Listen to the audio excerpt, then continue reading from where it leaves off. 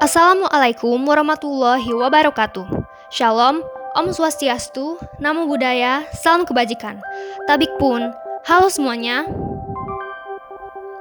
Perkenalkan kami dari kelompok 8 yang beranggotakan Siti Anissa Lesmana dengan NPM 201201110, Henny Febriana Naibaho dengan NPM 201201114, dan Muhammad Syefin Al-Ghifari dengan NPM 201201106 akan menyampaikan materi terkait hukum waris Islam dengan cakupan materinya adalah 1.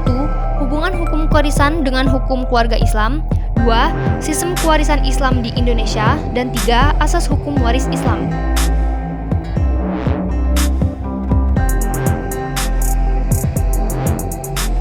Hubungan hukum kewarisan Islam dengan hukum Islam. Hukum keluarga dan hukum kewarisan Islam adalah dua subsistem hukum yang merupakan bagian dari hukum Islam yang komprehensif. Orang yang ingin menjadi ahli dalam hukum Islam tidak mungkin mengabaikan hukum keluarga dan kewarisan Islam yang boleh dikatakan sebagai central core dalam hukum Islam itu.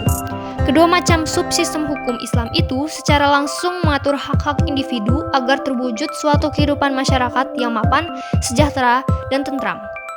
Meskipun usianya sudah lebih dari 14 abad, namun baik hukum keluarga Islam maupun hukum kewarisan Islam tetap dinamis dalam makna pengembangan pemikiran melalui ijtihad terhadap berbagai macam permasalahan atau kasus dalam kedua macam subsistem hukum Islam itu selalu dapat dilakukan sepanjang hal itu tidak bertentangan dengan Al-Quran dan Sunnah Rasul.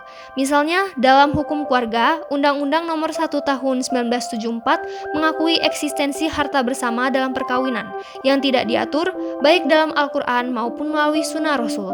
Apabila pewarisnya meninggal dunia, tentu harta tersebut menjadi kewajiban para ahli waris untuk membaginya sesuai dengan ketentuan yang berlaku. Sistem kewarisan Islam di Indonesia. Hukum waris Islam mengatur peralihan harta dari seseorang yang telah meninggal kepada ahli waris dan beberapa bagian yang diperoleh. Perumusannya tidak lepas dari nilai-nilai Islam dalam Al-Quran. Yang disebut sebagai waris atau ahli waris adalah orang-orang yang berhak menerima warisan, sementara muwaris atau pewaris merupakan orang yang meninggal dunia dan harta benda peninggalannya diwariskan. Warisan yang dibagikan kepada ahli waris dapat berupa harta bergerak seperti logam mulia serta rumah. Harta tersebut dapat dibagikan kepada ahli waris setelah dikurangi untuk biaya perawatan jenazah, pelunasan hutang, dan pelaksanaan wasiat. Di Indonesia, terdapat 3 jenis hukum waris, yaitu hukum waris yang terdapat dalam Kitab Undang-Undang Hukum Perdata atau BW, hukum waris adat, dan hukum waris Islam. Untuk hukum waris Islam, yang digunakan adalah kompilasi hukum Islam dan berlaku bagi orang Indonesia yang beragama Islam. Bagaimana dengan pembagian harta warisan berupa rumah yang ingin dijual? Untuk memudahkan perhitungan pembagian harta warisan, berikut rincian pembagian warisan dalam kelompok ahli waris zawil furud. Ini bisa digunakan untuk pembagian hasil penjualan rumah warisan. 1. Ayah. Ayah mendapatkan 1/3 bagian apabila pewaris tidak meninggalkan anak atau keturunan. Jika pewaris memiliki anak, ayah mendapatkan 1/6 bagian. 2. Ibu. Ibu mendapatkan 1/6 bagian apabila pewaris memiliki anak atau 2 saudara atau lebih. Jika tidak ada anak atau 2 orang saudara atau lebih, maka ibu mendapatkan 1/3 bagian. Duda. Duda mendapatkan 1/4 bagian jika pewaris meninggalkan anak atau keturunan.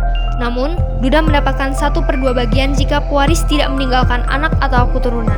4. Janda. Janda mendapatkan 1/4 bagian jika pewaris tidak meninggalkan anak. Sedangkan jika pewaris meninggalkan anak, janda mendapatkan 1/8 bagian. 5. Anak perempuan dan anak laki-laki. Kalau hanya ada 1 orang anak perempuan, maka ia mendapatkan 1/2 bagian. Apabila ada 2 orang anak perempuan atau lebih, tetapi tidak ada anak laki-laki, mereka mendapatkan 2/3 bagian. Namun, jika ada anak perempuan dan anak laki-laki, bagian untuk anak laki-laki adalah 2:1 dengan anak perempuan.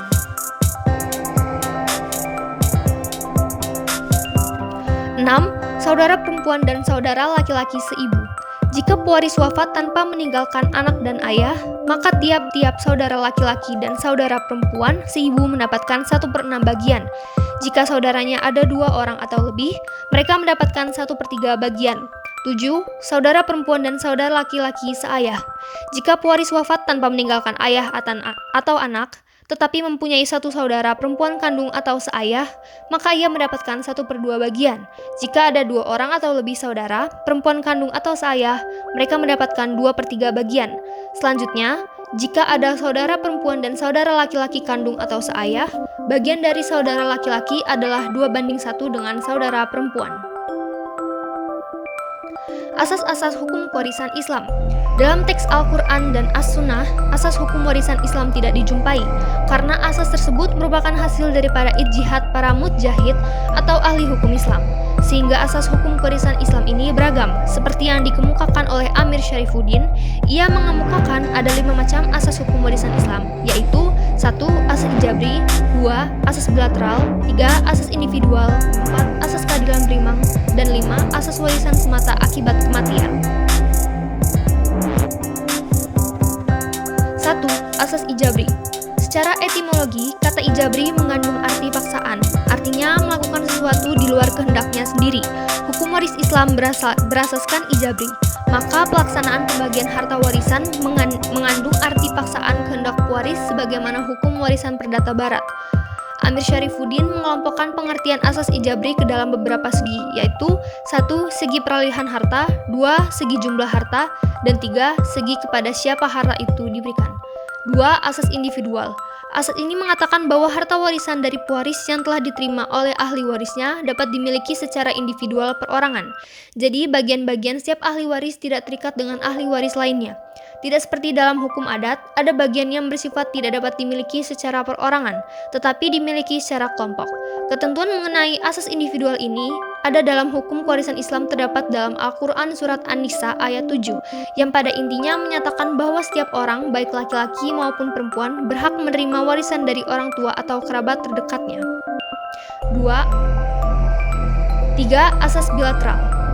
Asas bilateral artinya bahwa baik laki-laki maupun perempuan dapat mewarisi dari kedua belah pihak garis kerabat, yakni pihak kerabat laki-laki dan pihak kerabat perempuan. Tegasnya, jenis kelamin bukanlah penghalang untuk mewarisi atau diwarisi. 4. Keadilan. Asas keadilan berimbang. Dari pihak laki-laki dan pihak perempuan menerima harta warisan secara berimbang.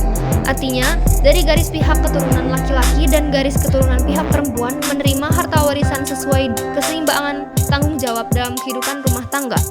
Antara laki-laki dan perempuan mempunyai hak untuk menerima harta warisan dari pewaris, namun tanggung jawab antara laki-laki dan perempuan berbeda.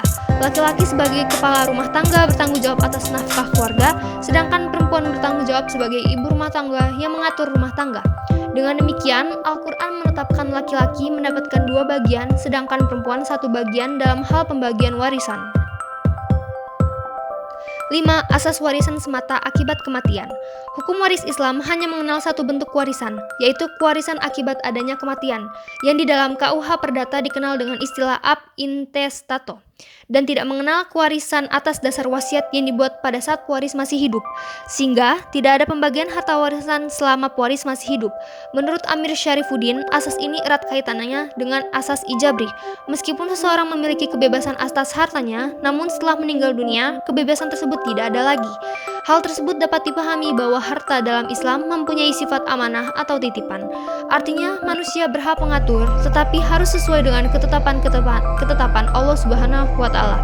Sehingga apabila seseorang telah meninggal dan tidak mempunyai hak lagi mengaturnya dan kembali kepadanya. Sekian video penjelasan dari kelompok kami. Jika ada kurangnya, kami mohon maaf. Wassalamualaikum warahmatullahi wabarakatuh.